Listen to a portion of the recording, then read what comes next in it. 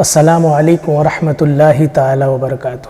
ناظرین، رب کائنات سال میں ایک مرتبہ اپنے بندوں سے یہ امتحان لیتا ہے کہ اے میرے بندو، تم تو پورے سال میری نعمتیں کھاتے ہوئے آئے، مگر اس کو صرف 30 دن کے لیے چھوڑ سکتے ہو یا نہیں؟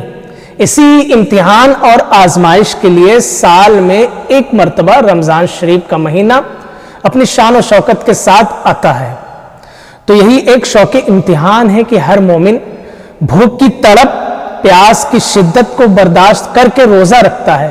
اور بات ہے کہ وہ اس امتحان میں کامیاب ہو یا ناکام، مگر اتنا تو مسلم ہے کہ جو اس امتحان میں کامیاب ہو جاتا ہے تو اس کا نتیجہ یوں نکلتا ہے کہ رب کائنات ارشاد فرما رہا ہے، حدیث قدسی ہے، الصوم لی وانا اجزی بہ، یعنی روزہ صرف میرے لیے ہے، اس کا بدلہ میں ہی دوں گا۔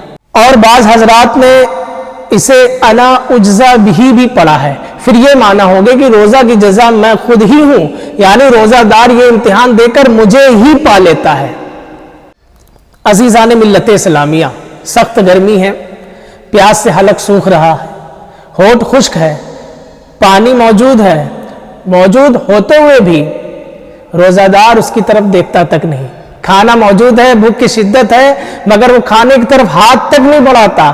آپ اندازہ فرمائیں روزہ دار کا خدا پر کتنا پختہ ایمان ہے، کتنا زبردست یقین ہے۔ وہ جانتا ہے کہ اس کی حرکت ساری دنیا سے چھپ سکتی ہے مگر اللہ تعالیٰ سے پوشیدہ نہیں رہ سکتی۔ اس کا اللہ تعالیٰ پر یہ یقین روزے کا عملی نتیجہ ہے، کیونکہ دوسری عبادتیں کسی نہ کسی ظاہری حرکت سے ادا کی جاتی ہے، مگر روزے کا تعلق باطن سے ہے۔ اس کا حال اللہ اس کے بندے کے سوا کوئی نہیں جانتا۔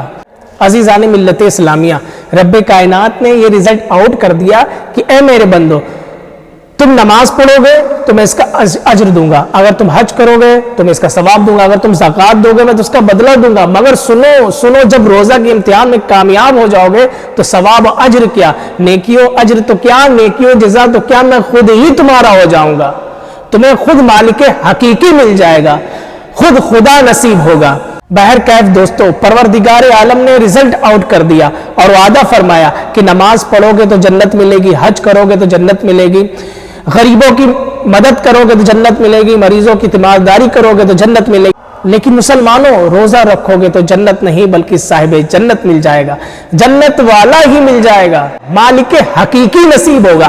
اسی لیے تو کسی نے کیا خوب کہا ہے، تجھ سے تجھ ہی کو مانگ کر مانگ لی ساری کائنات، تجھ سے تجھ ہی کو مانگ کر مانگ لی ساری کائنات، مجھ سا کوئی گدا نہیں اور تجھ سا کوئی سخی نہیں۔